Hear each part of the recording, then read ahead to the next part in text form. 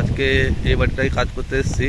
এটা লকডাউনের সময় 2020 সালে কাজ হয়েছিল বাড়িটা, ভিতরেও কিছুটা কাজ হয়েছে।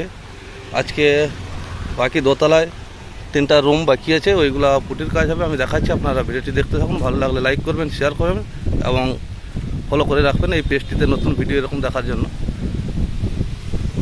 চলো ভিতরে নিয়ে যাচ্ছি, আপনাদেরকে দেখাচ্ছি ভিডিওটা।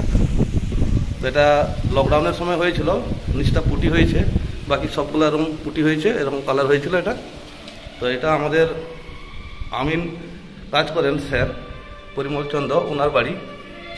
তো উনি আমিনের কাজ করেন। ওনার ছোট ছেলে পল্টু চন্দ্র, তো ওই আমাকে ডেকেছে ওই ঘরগুলো, এই বাড়িটায় 4টা রুম আছে, ওই রুমগুলো কাজ করার জন্য।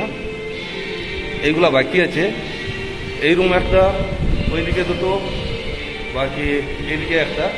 বর্তমানে এই রুমটায় এখন কাজ হবে। বাকি এগুলা লকডাউনের সময় পুটির কাজ হয়ে গেছে, শুধু প্রাইমার করে রাখা হয়েছে, এটা কালার হবে। ভিডিওটি দেখতে থাকুন। বর্তমানে এই রুমটা এখন পুটি করা হবে। তো একটা কথা বলে রাখি, তো যেটা বলছিলাম আপনাদেরকে একটা কথা জানিয়ে রাখি, এটা প্লাস্টার কোট ইউজ হয়েছিল ফার্স্ট। তো এটা পুটি হওয়ার কথা ছিল না সেই সময়, সেই জন্য প্লাস্টার কোট ব্যবহার করা হয়েছিল। একটাই কোট ইউজ করা হয়েছে, তো তার উপরে আমরা পুটি করছি। আপনারা কমেন্টে জানাবেন তো এর উপরে পুটি করা যায় কিনা।